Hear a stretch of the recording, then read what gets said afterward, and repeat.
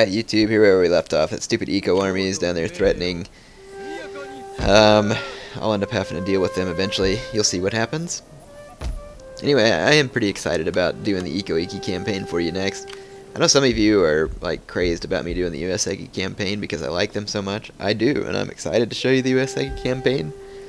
It's just that I want to show the DLC while it's new, so that's why I'm trying to rush this campaign finished, and I'm going to get all of those videos up there, and I'll have it in a playlist for everybody to watch. If you say like, Air, holy crap, you're uploading too many videos at once, you know, don't worry about it. They're not going anywhere. I put it in that playlist, and you know, on the nights where you're complaining, saying, oh, Air hasn't uploaded a video, you can go catch up on all those Tokugawa campaigns, yeah, if you can't watch it all at once.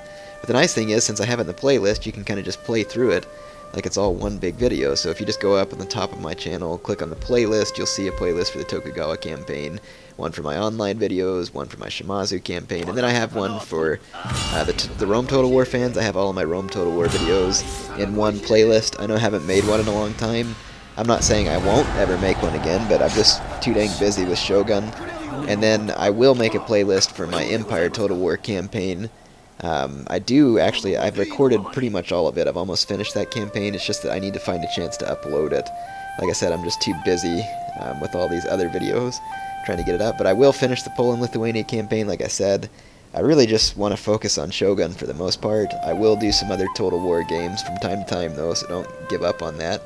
It's just that, you know, I'm going to be honest with you. This game, as much as it has little things that annoy me here and there, this game is just so much better than the older Total War games that I have a hard time going back to them. It's like, for me, the difference between Halo 3 and Halo Reach, and a lot of you might disagree with that, because everybody, for some reason, thinks Halo 3 was better. For me, it totally wasn't, and it's like trying to go back from Halo Reach to Halo 3. It doesn't make any sense. It's like, why would I go back from something that I like more to something that I like less? But I know that I have a lot of fans who started watching my videos for Rome Total War, for other Total Wars, so I will do them from time to time. But I just can't ignore the fact that I love Shogun, and that's what I like to play, and it's new, it's still, you know, on the forefront of a lot of people's minds, so that's why I want to be making the videos of this. So these Sakai, or whatever their name is, are also moving an army down there with the Eco. The Eco decided to move off, and, you know, the computer is pretty good at being a huge nuisance, and right here you're seeing that they can threaten me in 2 spots because they're all working in cahoots. Which, this is one of the things that I kind of wish CA would do with the diplomacy. And I don't know what ancient Japan was, or I say ancient, this Renaissance, medieval period Japan, whatever, you know, Sengoku period Japan was like. I haven't read all the histories, but I know one thing that doesn't make sense about the diplomacy. And that is, none of these people, for the most part, were liking the Ashikaga Shogunate before the realm divide. So why would they listen to the Ashikaga Shogunate whenever the Shogunate tells them to all attack me? That doesn't make sense. And then what really stinks is that no matter what their relationship with each other was, they still hate you. And rarely will you ever see the other clans fighting each other. They all fight me, and me only. Now here I'm going to use my ninja to try and take out the Iki general here. So I'll let you watch this cutscene. This guy over here is having perverted dreams. If you watch closely, you'll see that here in a moment. Gross, man. TMI. Ninja ought to kill him just for that.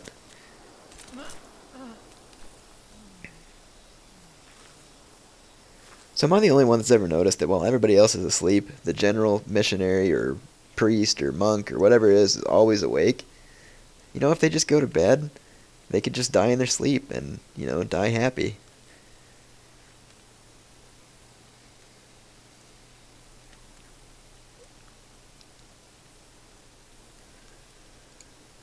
Yeah, eat up, you filthy pig.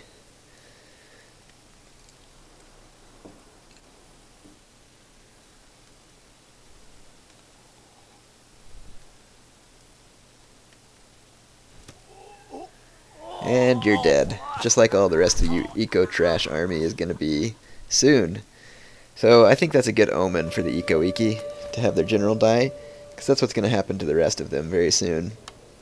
Also, you'll notice that there's a Metsuke in the Eco's army, which is kind of weird because I didn't think the Eco were allowed to have Matsuke. I thought that was one of their faction qualities or something. So yeah, anyway, but he's not there anymore. That's right. So I was able to take out their Matsuke. I don't know how much good it really would have done their army, but I just, you know, why not? Why not cause all the mayhem that I can cause to them? And I'm pretty sure that those morons are going to make a run for Mikawa. And, yeah. Again, like I said in the comments on my video, I think it was Dai Choso Kabe Dai Part 19, that wasn't the first or last time that Mikawa was going to be attacked. So just stay ready for it. So I decided to come out, and we're going to auto-resolve and kill these slobbering morons who are also trying to sneak behind my lines. But now the only thing they're going to do is just die. And I don't really have a whole lot of money for the general, so I decided not to get a general there, which I think in the end probably turns out to be a good thing. But what is the end? Ooh, I don't know. Air knows the end. I think some of you all probably know the end, maybe, kind of. Yeah, anyway, I'm thinking here that I'm going to split up the army and take some of them down here to help protect in case the Sakai attack that town, and then they won't be able to just march right on through to Iga or any of the other places. I'll kind of bottle them up. But then I also realized that back up there where I was bringing those troops from, that province is kind of unhappy right now, so I'm going to end up eventually moving them back. So I guess sometime soon I'm probably going to go out and buy a book to try and read up a little bit about the Sengoku period. I need to, I guess, just figure out a little bit about it. But the only thing I'm worried about is I don't want to get into, like, some, I don't understand Japanese culture or something. So I'm going to have to make sure I find the right book that's written in such a way that someone who doesn't understand the culture can gain a little knowledge. When you read history, depending on what kind of history book you have to have a little bit of understanding to begin with. Again, depending on what level of book that you're trying to pick up. But like when I read the Gallic Wars, you know, by Caesar or whatever, it was pretty easy to understand. So whoever had translated it or whatever did it in such a manner that it was definitely, you know, at least fairly easy to understand. Alright, so I made a vassal out of this province. I'm going to make sure that I have a trade agreement with them. You always want to do that when you make a vassal. And for those of you who are always on me about the vassals, saying that it's not a good idea, well, you know, in some ways you're right, and in some ways you're wrong. The vassals are a good idea to an extent that they create a buffer zone, which is nice, so that first of all, you're not getting attacked, your vassal's getting attacked. The other nice thing is you don't have to sit around with your armies until that province is happy again, because the provinces have resistance to invaders or religion problems and stuff like that, so that's kind of nice. But the downsides is that as you gain territory, they become less and less loyal, and occasionally things will happen to where you end up having to fight your own vassals. So there's a calculated risk to it, and I also think that you probably get more money by owning the province yourself. So those are some of the nice things. Another nice thing, though, is that, too, you have to remember that the computer doesn't suffer the same upkeep cost problems that you do. And so, like the Saito, for instance, are building up a big old army. They're my ally. I don't have to pay the upkeep on that army. And they help protect and attack and gain me provinces that I wouldn't otherwise have a whole lot of money to do that with. And then they'll also sometimes fight back or help you in situations. So, I mean, it's just kind of a trade-off. I can understand why some of you don't like it, but it kind of just depends on the situation in the campaign. I think whenever I do an eco campaign, I'll try and avoid using vassals since it makes them angry. And I don't really want to, but I guess on the campaign sometime after that. I don't know which campaign. If I do the Uesugi campaign, I'm definitely not going to do a Christian campaign, just because, you know, that's totally kind of against the history behind what you call Uesugi Kenshin. You know, he was obviously a Buddhist. So if I play another campaign after that, like the Mori, or I don't know what other campaign I've played, Chosokabe, something like that, then I'll convert to Christianity during it and show you what that's like. But I mean, there's really not a whole lot of advantage, or any particular advantage, in converting to Christianity. The only difference is now, like, every province you take after that, you're going to have to be converting it to Christianity because they're going to be upset. Because there's the difference between your clan religion and their religion. And by the way, I'm just commenting on stuff in general. I'm pretty sure you can watch the screen and see what I'm doing if you want to. So yeah, it's pretty obvious what I'm up to here. Just to make sure, you can look at my strategy here. Basically, I'm just trying to hedge my losses, make sure that my borders are secure, keep my funds up. You can see that I'm about to go, or I am bankrupt. So I'm going to have to reconquer some territory, get rid of some of these enemy armies, and then I want to control how much I'm spending. So I did auto-resolve that. It caused me a lot of losses. That kind of stuff happens on the auto-resolve. But, you know, in this case, my troops will have plenty of chance to retrain before I have to go back and take Kyoto. And this way I can go ahead and rush down to Mikawa, where the stupid Iko-Iki, in case you missed it, took my home province of Mikawa, which is pretty irritating. And it's one of the provinces that's necessary for victory. So I have to retake Mikawa, and plus you can see that it's screwing up my income by having lost it as well. Plus, you know, I constantly have enemies raiding territories and also raiding trade routes and other things like that. So it's just a constant battle to stay on top of that kind of stuff and not let it get out of control. Again, one of the fine nuisances of the Realm Divide. I am going to move my army forward, but I don't want to move them into that province where Mikawa's at because I want them to retrain during this turn and get a bunch of my men back. Whenever you see the little double pluses above your men, that means that they're retraining faster than if there was just a single plus. And if you see that little circle there and it's just a slash, that means they're not retraining at all. And that's either due to the fact that you're not in a town and you don't have a general, or that you're in enemy territory and you can't really recruit fresh troops when you're in enemy territory. So I do have my army back here. I need to march on North Shinano and try and take it, and just continue to try and put the hurt on these clans that continue to annoy me from the north. And that's north, either way you look at it. North-south, the actual orientation of Japan, or north and south on the orientation of the campaign map up there on the right. They're coming from the north. I probably should have expanded more into the north in the beginning. It would have given me a stronger foothold. But again, I didn't know the Eco were going to throw me into Realm Divide that early. So yeah, I'm just considering all my options here because I want to expand. I need to gain territory so I can get more income. But, you know, I also have to be careful at the same time that I don't leave myself weak like I did at Mikawa. So there's the imminent bankruptcy. Oh well, I guess it's good. Everybody likes to go bankrupt. Okay, not really, but... So here's old Uesugi Kenshin bringing the battle to me. So here I have to try and defeat the iconic and legendary Kenshin in a battle. And if I do, then I should be able to take this city, and killing Uesugi Kenshin will definitely be a blow to the Uesugi, as they won't have near as good a commander to lead their forces anymore, and that definitely makes a difference. So I'm not real thrilled about the terrain they gave me here, but I'm going to use that little hill right here. And you know how the computer always seems to hill camp you whenever you attack them? I'm going to return the favor to them and let them see how it feels. So I'm just going to put all my troops up here. Again, I'm holding control and double clicking to select all the units of one type. I'm going to keep my light cavalry hidden off to the side because I want to spring them at the right moment and use them to get up behind the enemy force. But if you spring them too early, they'll just chase you all over the map with their spears, which sometimes ends up being effective even though it's kind of retarded, because you'll forget about your cavalry and eventually their spears will catch up to you. So the computer's kind of infamous for doing that, because they prioritize your cavalry basically. I'm just going to leave my missile units in. I pushed Control M to select all my missile units.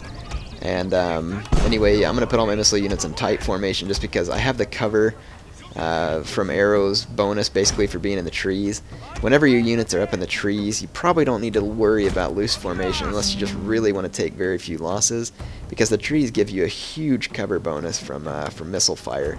So whether it's campaign or whether it's online battles, it never hurts to have your missile units just inside a tree line firing out at opponents who are on open ground. You will have a huge advantage. It's the same kind of idea that you may have remembered seeing from Empire Total War, Napoleon Total War. Is the same story there. And it kind of makes sense, because in real life, you know, if you had people firing out from the woods, they would have cover, whereas the people in the open would not. Now I think it gets a bit excessive sometimes in this game when you consider what the tree lines look like, but you need to use those type of tactical things to your advantage whenever you get the chance. And I've just got it in fast forward now, waiting for the Uesugi to come and march on me. All my troops will be hidden to their view even though they saw me move there. I mean, they're going to know where I'm at in general. So, and I think one of my bow units is visible, my general, and that's it. You can see the little hidden icon above the units down there on the unit cards. And someone was saying something to me about, is there a mod out there for unit card colors? I think there is. I've seen people using it. And there's also the unrestricted camera mod and all these other things. And a lot of them don't have any effect on the matchmaking, like it won't screw you up. And here's my thinking on it. I don't have anything against the people who use the unrestricted camera and who use the unit card mods and whatnot like that. Personally, the reason why I don't use those things is because, you know, part of the challenge of the game is not having the unrestricted camera, not being able to view the battle from like a mile above. And also part of the challenge of the game is to have to know how to recognize the unit cards and how to keep them organized. And so I think it's part of the challenge of the game. That's why I personally choose not to use those mods. Now, do I think the people who use them are cheaters? No, I don't. But, you know, that's just my opinion on it. So I personally choose not to use them. I don't really have a problem if people use them. I'm not going to accuse them of cheating or anything else like that. Yeah, I just prefer to play the game the way it's made and to face those challenges in that way. So here the Uesugi are about to enter my bow range. They can't see all of my archers. They can see a couple of them. So they know they're there, and so they're going to be reforming based on what they can see. Because obviously, you know, the computer's not going to be making decisions. I mean, some of its decisions are probably based on the fact they know how many troops I have, but I'm going to wait for some of their units to get well within range of my archers, and then I'll turn on the flaming arrows to try and get the most damage possible out of those. So here they're charging forward because my archers did open fire and some of them became visible. And there you can see that I'm going to activate the flaming arrows. I do have my missile units in defensive so that if they get attacked and I start to pull them back, then they will they'll just leave. They won't turn around and try and fight. Someone gave me that tip. It does work pretty well, both in online and on campaign. If you do that, it helps kind of get your troops out of battle quicker. And you know, I totally forgot that I had this, or actually, I don't remember if I forgot or not. I think I remembered that I had the stand and I do have stand and fight, but I don't think I remembered to use it in this battle. Oh yeah, I did. Okay, good. Never mind. I don't know why I didn't think I didn't use it.